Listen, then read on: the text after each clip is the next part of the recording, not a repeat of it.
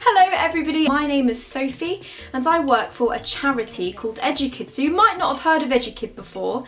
Edukid is a charity that supports children living in poverty in countries all over the world. So we might support children that are your age, maybe quite possibly younger, and a lot older as well, and we support them in countries where school is not free. So we're really lucky in England, aren't we? Because we can go to school Monday to Friday, see our lovely teachers, learn lots of fantastic new things, and we don't have to pay anything. But in some countries in the world, that's not the case. It's sometimes not free to go to school, and so lots of families have to pay school fees. For families that don't have enough money and may be living in poverty, that can be really difficult, and often children can't go to school because of this barrier. So this is where Edukid comes in. We support children's school fees. We pay for them to go to primary school, secondary school, university, and then even onto vocational training or support in setting up a business. As a school, Brixington support Patricia through her education in Uganda.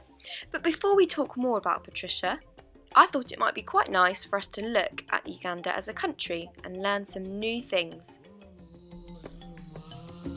Uganda is located here on the world map. Pause this video and discuss where you think this is in the world. What continent is Uganda in? Uganda is located in the continent of Africa. In Uganda, you can expect to find wild mountain gorillas, elephants, giraffes, lions, loads and loads of different species of safari animals.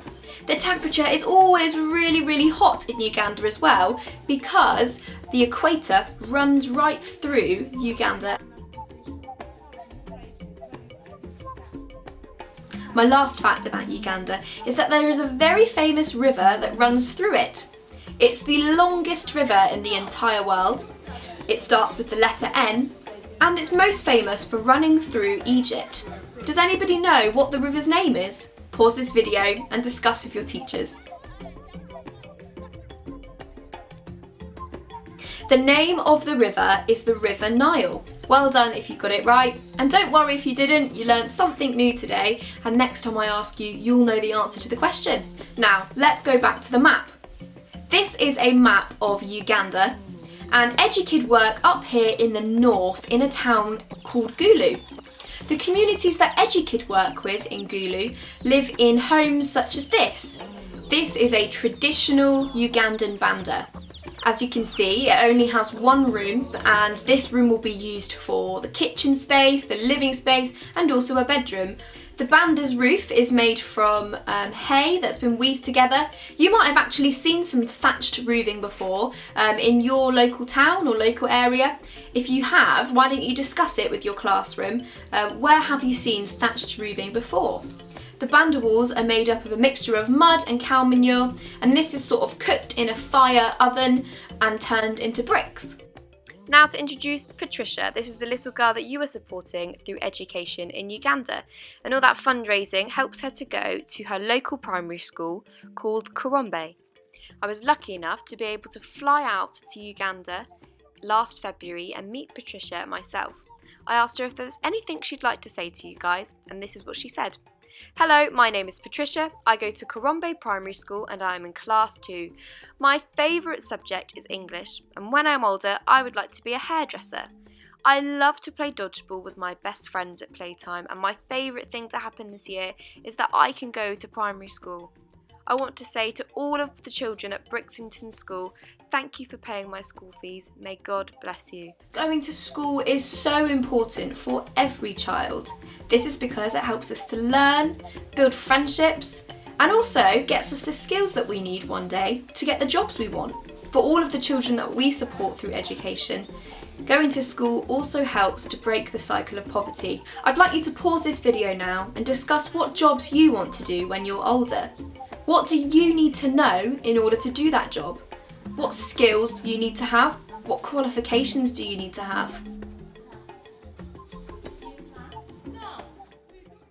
Now the last thing I want to teach you today is how to speak the language that Patricia speaks. There are 54 different official languages in Uganda, but in the north, in the Gulu area, the language spoken is called Acholi. The first thing I'm going to teach you to say in Acholi is hello. So to say hello in Acholi, we would say Arim Aber.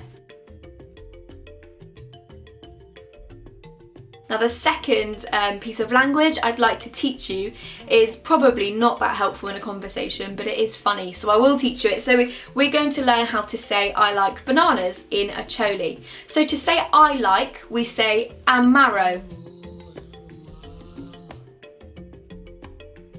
To say bananas, we say La Bolo. And now we put it together and we say Amaro La Bolo. Pause this video and have a go. So that comes to the end of our video this time. I hope you've learnt something new about Uganda and about the area that Patricia lives in. Thank you so much, Brixington School, for continuing to support Patricia through her education. Your hard work and fundraising is having a direct impact on Patricia's ability to achieve her dreams and have a future free from poverty. So thank you so much.